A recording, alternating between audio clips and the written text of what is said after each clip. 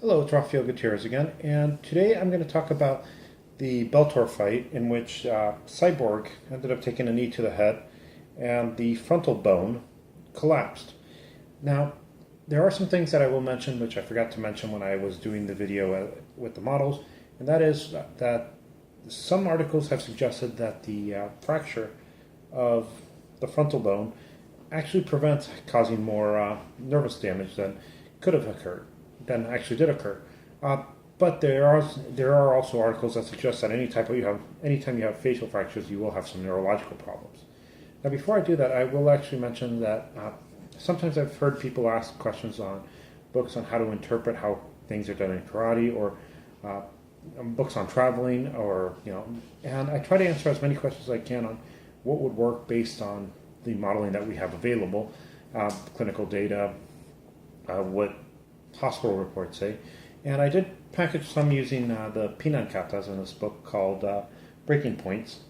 It is available on Amazon, and one of the things that makes this book unique is that everything I say that might be controversial or that people may wonder if it's true, I cited in about 2 pages worth of notation, so you can actually go back and check the things, see if it. You can look up the articles, see if what I'm actually saying matches what you would consider reality. The other book I have right now is The Serious and the Rarest Thing, which you can see here. I just saw that.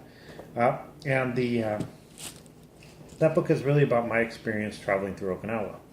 I did fictionalize some stuff because make it a little more interesting, but a lot of the things that I think are most interesting in the book are things that did happen, specifically as they were told in the book. I did go to Okinawan bullfights where you can read in the story how that happens, or you can go and read about Isa festivals and the drumming and how pretty impressive it really is. But that's just a couple things on the books, which, yes, they do help support me and help me do things like this channel.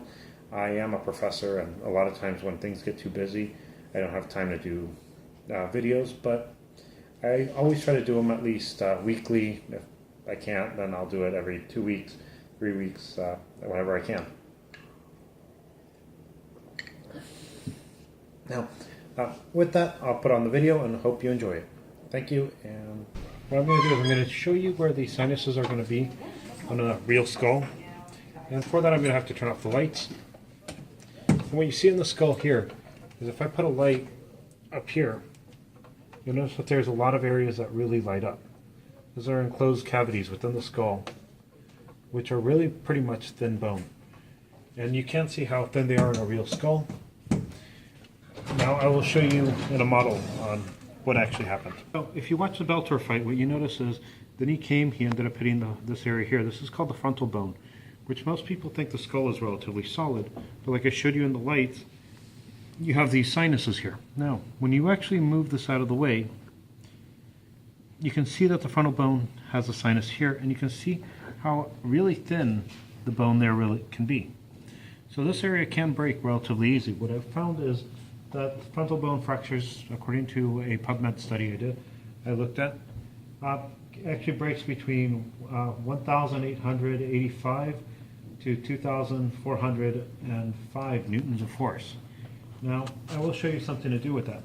There have been a lot of problems with actually getting hit in these areas and getting skull fractures. And one of the things is that they found that 75%, roughly 73 to 75% of all fractures of the skull end up having some sort of central nervous system damage associated with them.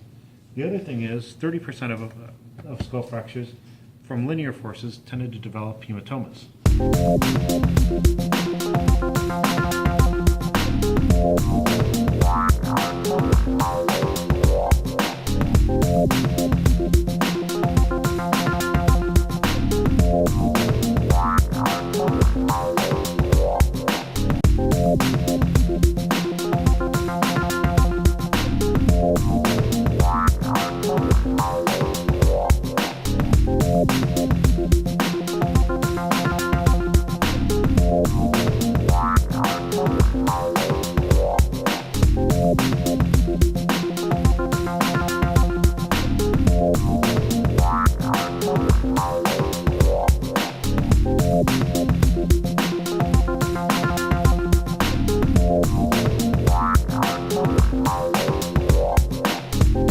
Bye.